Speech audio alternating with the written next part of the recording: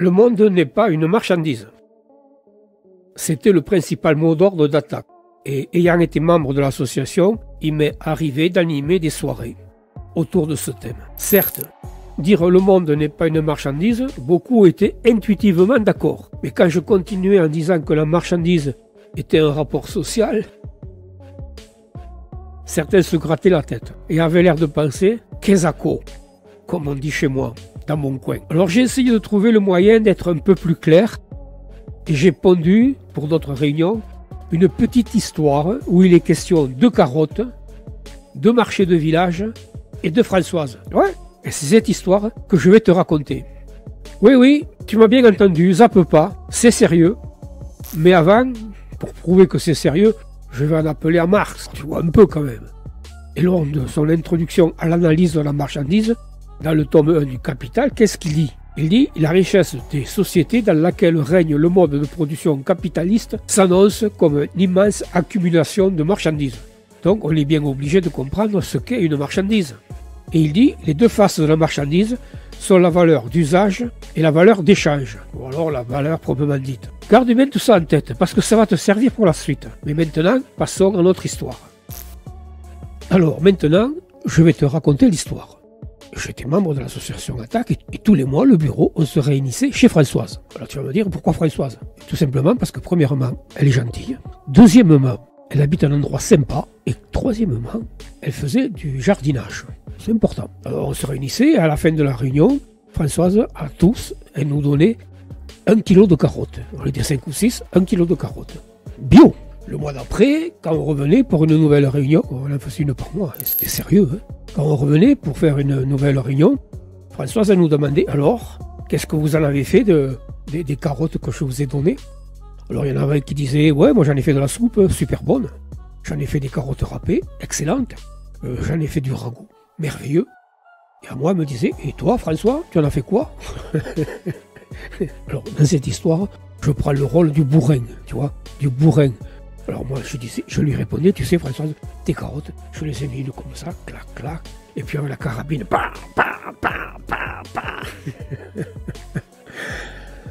Non, ça n'avait pas eu l'air de lui plaire. Bon, le mois d'après, rebelote, une nouvelle réunion d'attaque. Une fois par mois, je te dis, c'était sérieux. Françoise, elle nous dit, bon, vos carottes. Bon, les carottes, alors, vous avez aimé? Ah, super bonne. Les autres disaient, ouais, la purée de carottes, le ragoût, délicieux. Et toi, François, tu en as fait quoi? Le bourrin, je te dis. Tac, tac, tac. Pa.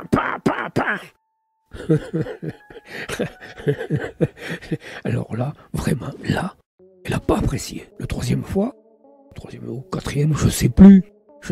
Elle m'a rien donné. Puis les choses sont passées, c'est la vie, hein. On s'est pas revu de quelque temps, et puis un beau jour, je la revois au marché du village de mon coin, là où j'habite. Et elle vendait des carottes parce que c'était un peu son métier. Pas complètement, mais c'était un peu son métier. Alors quand je les vois, je dis, ouh, tes carottes, elles me plaisent, Françoise. Je vais t'en acheter 1 kilo. Elle me dit, non. Qu'est-ce que tu vas en faire? Eh ben, je dis, pas. Elle me dit, non, je te les vends pas. Et puis elle réfléchit, elle me dit, ouais, mais si, je vais te les vendre quand même. Et voilà. Voilà la différence. Quelle est la différence? Tout simplement, aux réunions, Françoise, elle nous donnait 1 kilo de carottes chacun. Elle nous donnait la valeur d'usage. C'était un don. Et donc, à ce titre, on était en devoir de les utiliser en fonction de leur usage réel. Faire des carottes, c'est pas pour faire non, c'est pour en faire des choses bonnes. Et donc, on était en devoir de faire des choses qui étaient en rapport avec... Et elle était en droit de nous en demander un petit peu ce qu'on avait fait. Certes, donner, c'est donner, mais quand même. Tandis qu'au village, au marché, quand elle me la vend, qu'est-ce qu'elle fait? Elle ne me donne pas la valeur d'usage, elle me vend la valeur d'échange. Et à ce titre, moi, je lui achète la valeur d'usage. Et donc, une fois que j'ai acheté la valeur d'usage, elle m'appartient, j'en fais ce que j'en veux. C'est plus des oignons, si je peux m'exprimer ainsi. La différence, elle est là. Alors, ça a l'air anodin tout ça. Mais une carotte, de simples choses concrètes, dont l'utilité, c'est-à-dire la valeur d'usage, et d'être mangée, et non pas tirée à la carabine, eh bien ces carottes, du fait d'être vendues, elle se métamorphose et acquiert une valeur nouvelle, la valeur d'échange, qui s'exprime plus ou moins dans son prix. Alors, les hommes sur Terre établissent des rapports sociaux, inévitablement. Et le fait de vendre et d'acheter est un rapport social. Et la marchandise est l'expression de ce rapport social. C'est pour ça qu'on dit qu'une marchandise est un rapport social. Mais allons plus loin. La valeur d'échange. D'abord, la valeur d'échange, c'est la quantité de travail incorporée dans la marchandise. Et le capitalisme, lui, fabrique et vend des valeurs d'échange. Et il se fout comme de l'an 40 que les marchandises qu'il fabrique soient utiles ou pas. Tant mieux si elles le sont, mais ce n'est pas fondamentalement sa préoccupation.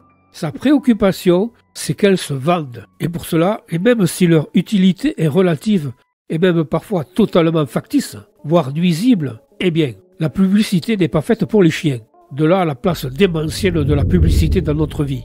Boîtes aux lettres bourrées, télé, radio, journaux, dans le métro, dans les centres commerciaux, sur Internet, un formatage industriel.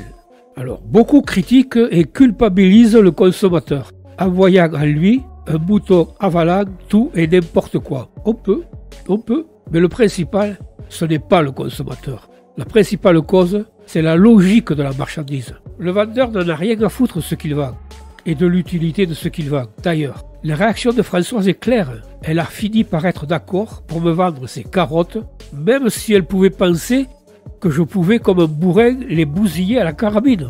Il y a là une construction anthropologique. Mais pour Marx, s'il parle de cet aspect, de fil en aiguille, il va faire l'analyse des rapports sociaux depuis l'origine des hommes et en arrive à la réalité actuelle, celle de notre époque, où existent des rapports sociaux bien précis, des rapports sociaux capitalistes, et où, dans ces rapports, existe une marchandise bien particulière, la force de travail.